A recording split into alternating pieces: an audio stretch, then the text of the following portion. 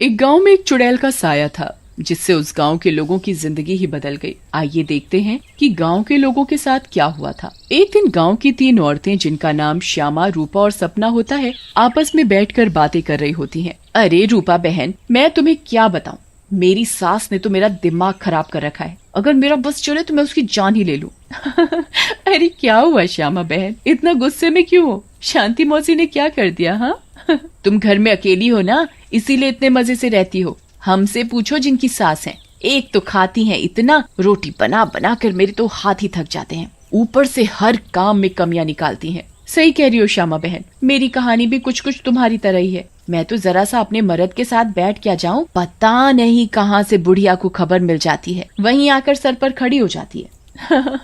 हाँ ये तो चिंता की बात है सपना बहन, मौसी को समझाओ, नहीं तो दादी कैसे बनेंगी। रूपा की बात सुनकर तीनों जोर जोर से हंसने लगती हैं। तभी उनकी नजर एक गोलगप्पे वाली पर पड़ती है। गोलगप्पे वाली बहुत ही सुंदर होती है, उसे देखकर तीनों से रहा नहीं जाता और वो तीनों गोलगप्पे वाली के पास चली जाती हैं। अरे तुम तो औरत होकर गोलगप्पे बेच रही हो।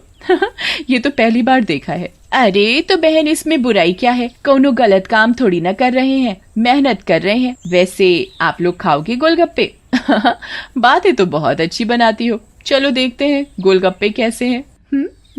उसके बाद श्यामा और सपना दोनों गोलगप्पे खाने लगती हैं और रूपा वहीं खड़ी हो जाती है। रूपा को ऐसे खड़े देख गोलगप्पे वाली बोलती है, अरे बहन, आप नहीं खा रही गोलगप्पे? क्या हुआ, कहीं आपको अपने फिगर खराब होने का डर लग रहा है क्या? अरे नहीं नहीं, ऐसी बात नहीं है, मैं बस बाहर का सामान कम खाती हूँ और कोई बात नहीं, इन दोनों को खाने दो। श्यामा और सपना गोलगप्पा खाने के बाद बोलती हैं, अरे वाह गोलगप्पे वाली, क्या गोलगप्पे हैं, मुंह से तो स्वाद ही नहीं जा रहा, मजा आ गया। ऐसे गोलगप्पे मैंने जिंदगी में कभी नहीं खाए, तुम तो रोज आया करो, मैं तो रोज ही खाऊंगी। हाँ हाँ हाँ बहन जी, ये भी कहने की बात है, अब तो मैं रोज ही आया करूंगी, नया नया काम जो खोला है। उसके बाद वो गोलगप्पे वाली वहां से चली जाती है और वो तीनों औरतें भी अपने अपने घर चली जाती हैं। अगली सुबह रूपा पानी भरने के लिए कुएं पर जाती है। वहाँ औरतें आपस में बातें कर रही होती हैं। अरे रूपा बहन, पता है तुम्हें श्यामा और सपना कहाँ है? कहाँ है मतलब? अरे अपने घर पर होंगी और कहाँ? आहा, अरे नहीं रूपा बहन, वो दोनों अपने घरों से गायब हैं। कोई कह रहा था कि उनका चक्कर चल रहा था मर्दों के साथ और उन्हीं के साथ घर छोड़कर भाग गई हैं। बेचारे उन दोनों के पति। रूपा को ये बात सुनकर बहुत गुस्सा आता है और वो बोलती है, तुम्हें शर्म आनी चाहिए, औरत होकर औरतों के बारे में ऐसी बातें करते हो। ऐसा कहकर रूपा वहाँ से चली जाती है। शाम को वही गोलगप्पे वाली गांव में फिर से आती है। चीनू और टीनू नाम के 2 मंचुले उसे देखकर बोलते हैं, अबे टीनू, वो देख क्या लड़की है, एकदम एक नंबर, ये तो तेरी भाभी बनने लायक है बीड़ू। सही कह रहा है चीनू, लेकिन इसमें थोड़ा गलती होने का, ये अपन की नहीं, तेरी भाभी बनने लायक है, समझा क्या?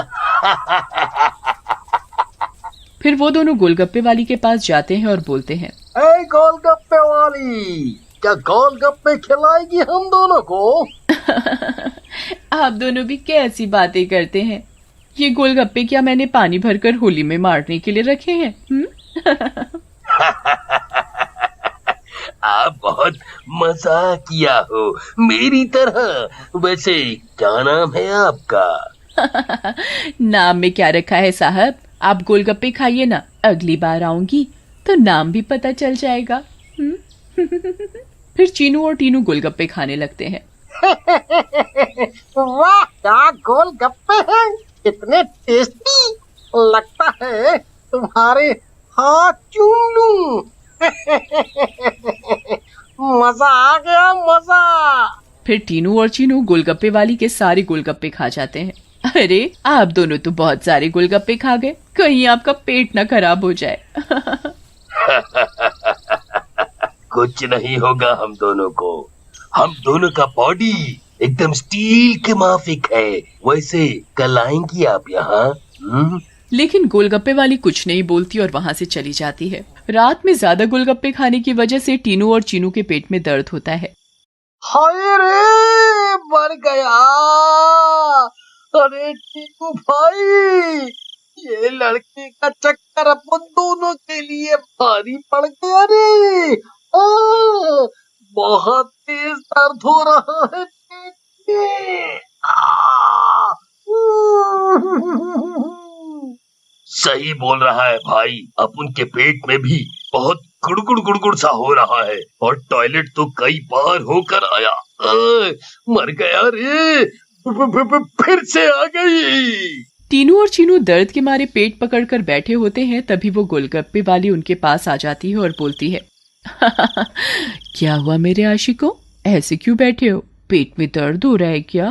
तुम्हें पता था क्या मिलाया है तुमने इसमें, बताओ। लेकिन तभी गोलगप्पे वाली चुड़ैल के रूप में आ जाती है। उसे ऐसे देखकर टीनू और चीनू दोनों घबरा जाते हैं और भागने लगते हैं। ये क्या हो गया अपन लोगों के साथ? हम तो परी समझ रहे थे, ये तो चुड़ैल निकली। अब हम क्या करेंगे? भागो रे भागो, अपनी जान बचाकर भागो। अब हम क्या करेंगे? करेगी तो ये चुड़ैल, अगर हम यहाँ से नहीं भाग पाए, इसलिए भागो यहाँ से। लेकिन चुड़ैल उन दोनों को पकड़ लेती है और मार डालती है और वहाँ से चली जाती है। इसके बाद तो मानो ये रोज की बात हो जाती है। रोज वो चुड़ैल गोलगप्पे वाली बनकर आती और गोलगप्पे खिलाकर रात में लोगों को मार डालती। इन सब से गांव वाले बहुत परेशान हो जाते हैं और एक दिन पंचायत बिठाते हैं। पंचायत में रूपा भी जाती है। अरे भाइयों, गांव संकट में है, हम सबको मिलकर इस समस्या का समाधान निकालना पड़ेगा, नहीं तो एक एक करके पूरा गांव ही खाली हो जाएगा। तभी रूपा का पति दीनू बोलता है, लेकिन सरपंच जी, हमें तो कुछ पता नहीं है कि ये सब कौन कर रहा है, या लोग अपने आप घर छोड़कर जा रहे हैं। सही कह रहे हो दीनू बेटा, लेकिन हम ऐसे शांत तो नहीं बैठ सकते और अपने गांव वालों को जाने नहीं दे सकते। हमें कुछ तो करना ही होगा।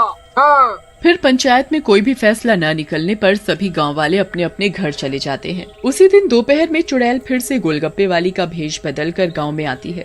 रूपा उसके पास जाती है और बोलती है, अरे गोलगप्पे वाली, जरा गोलगप्पे खिला दे, सुबह से मन खराब हो रहा है, शायद चटपटा खाने से ठीक हो जाए। लेकिन तभी उसकी नजर गोलगप्पे वाली के पैरों पर पड़ती है। गोलगप्पे वाली के पैर उल्टे होते हैं। रूपा ये देखकर समझ जाती है कि हो न हो ये इसी का किया धरा है। रूपा सब समझने के बावजूद गोलगप्पे खाने लगती है और खाकर वहाँ से चली जाती है और दीनू के घर में जाकर सारी बात बताती है, जिसे सुनकर दीनू बोलता है, तुम पागल हो गई हो क्या रूपा?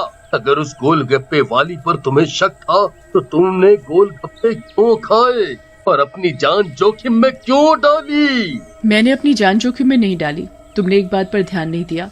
गांव में जितनी भी लाशें मिली हैं वो सिर्फ आदमियों की हैं, एक भी औरत की नहीं है। इसका मतलब ये है कि ये चुड़ैल अभी सिर्फ आदमियों को मार रही है। लेकिन रूपा, फिर भी औरतें तो गायब हो रही हैं और वो चुड़ैल निकली तो तुम उसका मुकाबला कैसे करोगी?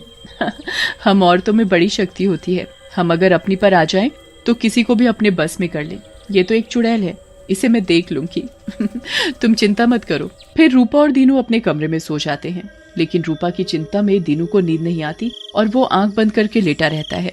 रात में चुड़ैल उन दोनों के कमरे में आती है और रूपा को यूं आराम से सोते हुए देखकर हैरान रह जाती है। ये औरत तो वाकई बहुत निडर है, क्या मत सो रही है, लेकिन आज के बाद डरेगी।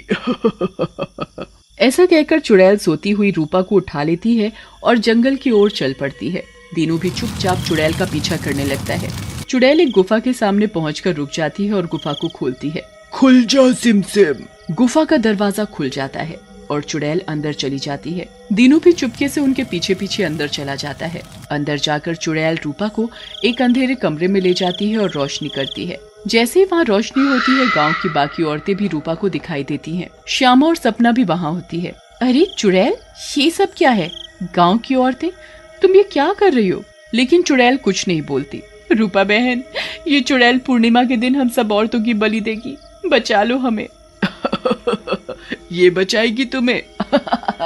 इसकी जान तो खुद खतरे में है। तभी वहाँ दीनू आ जाता है और बोलता है, रूपा की नहीं चुड़ैल, बल्कि तू खतरे में है। दीनू सब औरतों को जलती मशाल दे देता है। चुड़ैल, तूने हमको और गांव वालों को बहुत परेशान किया है, गोलगप्पों की कसम, तुझे छोड़ेंगे नहीं। ऐसा कहकर औरतें चुड़ैल के ऊपर मशाल डाल देती हैं और चुड़ैल जलने लगती है। मुझे जाने दो, छोड़ दो। लेकिन चुड़ैल थोड़ी ही देर में जलकर भस्म हो जाती है।